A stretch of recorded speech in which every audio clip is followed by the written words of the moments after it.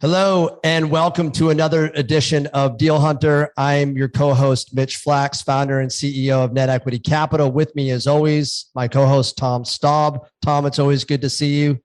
What's happening? Sir. How you doing? Just got back from Dallas, had some equity meetings and closed on some partnerships there. So a lot of driving these last few days. Yeah, I certainly know what it's like. I think our special guest, Dan Kryzanowsky, did I say that right, my friend? Perfect. You win. You win the prize.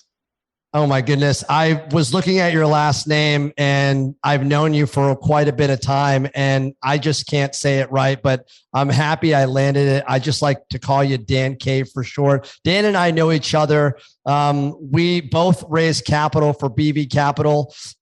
They've been on our show. We've had Rob on actually 2 weeks ago. He did an outstanding job.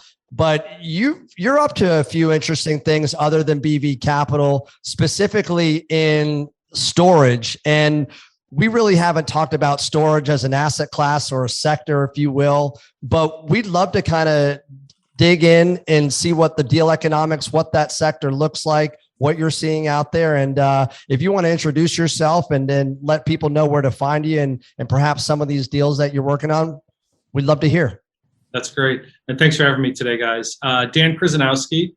I've been a passive investor for the past decade. I like to say my superpowers are self-directed IRA, self-storage, and Scranton, PA. So I know we can talk about The Office, but that's a different podcast. So I'll pause on that. As self-directed IRAs and solo 401ks, both very important. So if that rings a bell, LinkedIn is the best way to get out to me. There's not too many Dan Kryzanowskys out there, especially in Austin, Texas. So please find me. And then self-storage. Some of it is just right place, right time. I got in the storage space about a decade ago and had the benefit of, frankly, wining and dining with all the CXOs from the 4 or 5 publicly traded REITs to the top 100, and had the benefit to identify who I felt were the top operators, the top marketers, and have since invested with them. Received some great returns, raised X millions of dollars for these deals just by kind of evangelizing, kind of sitting around the campfire, talking storage. I know storage is front and center, but not complicated. But if you haven't been around the circle, I think it takes a little extra layer of diligence of who you're going to get in bed with, sort of say. And like anything, as more people get in this space, we saw some multifamily.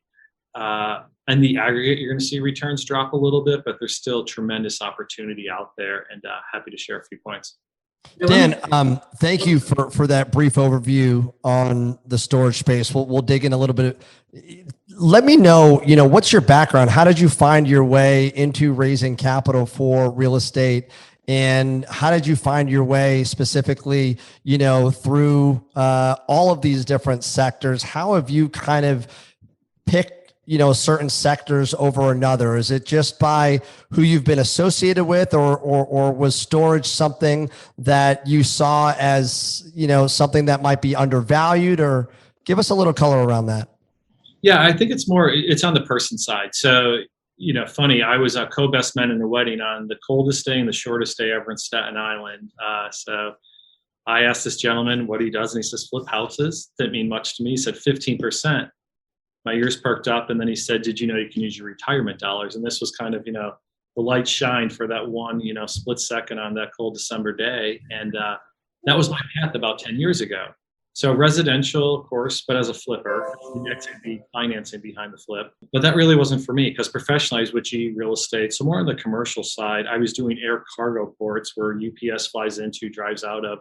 This is back in the 2000s. And then, out of dumb luck, I was with a real estate tech company that was, 110% in self-storage.